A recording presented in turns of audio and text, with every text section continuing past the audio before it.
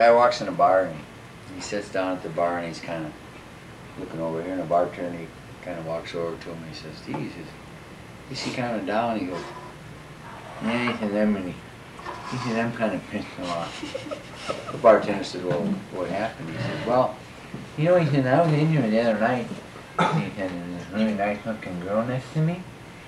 He said, "And of course, I bought her a drink and I took her out and I wined her and dined her, we went up to her apartment." Bartender said, "Well, that's fine." He said, "Well, I don't know why that would, make a guy mad." "Oh no," he said, "that didn't make me mad." He said, "Here we are, we go up to her apartment and we go in her room and we go in her bed and we have sex till her husband comes home." Bartender said, "Well," he says, "I can see that make me mad." He says, "Here you are with a girl, she didn't even tell you she had a husband, and all of a sudden he comes home."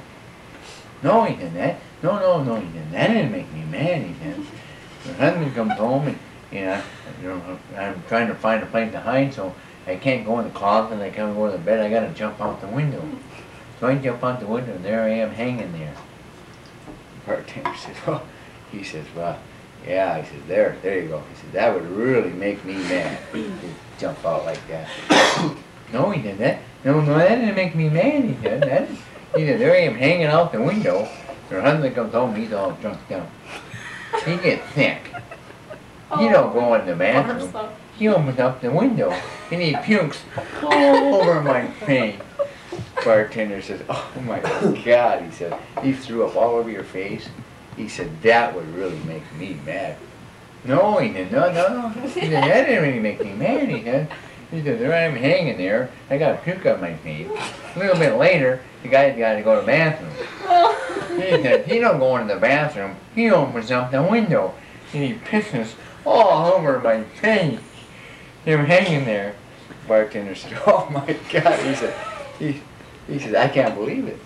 He said, "Let me buy you a drink." He says, "I can't believe it." He said, "That would really make me mad." "No," he said, "that really didn't make me mad." He said, "There I am hanging there." He said, "I got puke, I got piss all over my face. I'm hanging there from the window, and finally the sun comes up and I look down, and I'm only that far from the ground." He said, "That's what made me mad."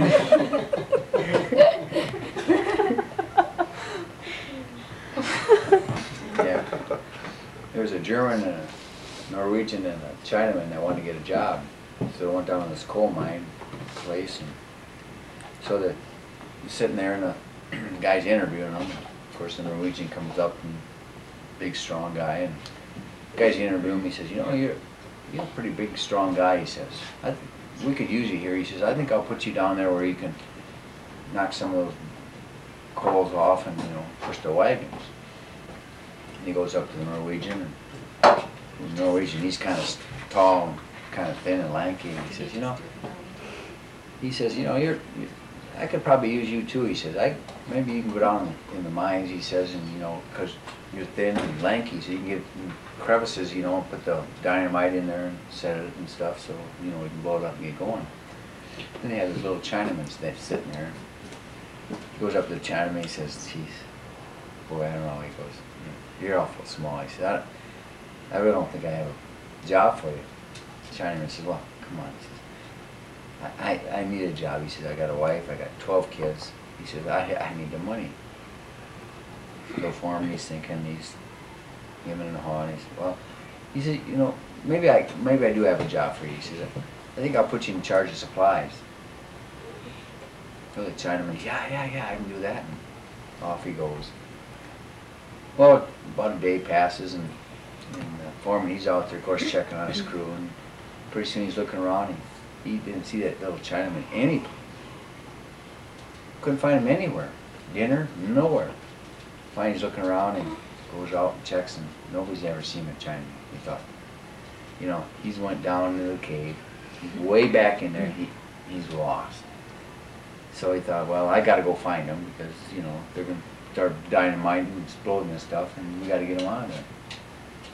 So he goes down there and he's checking around all these crevices and cracks and stuff, and finally he goes around this big cave. He kind of peeks around, and the little Chinaman jumps out. "Supplies!"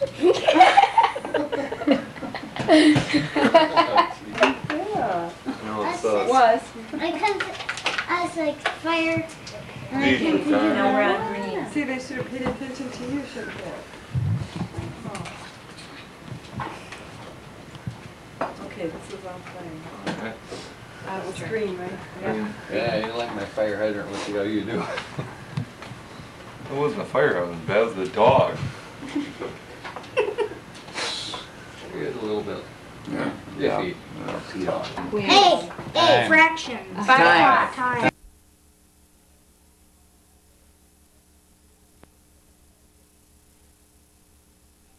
My God, don't push right now. Just stay. Don't push. Don't push. Oh, Dr. Thorne, I knew you were a pain in the ass. Hey, you know why doctors... I'm not going to tell you, Joe.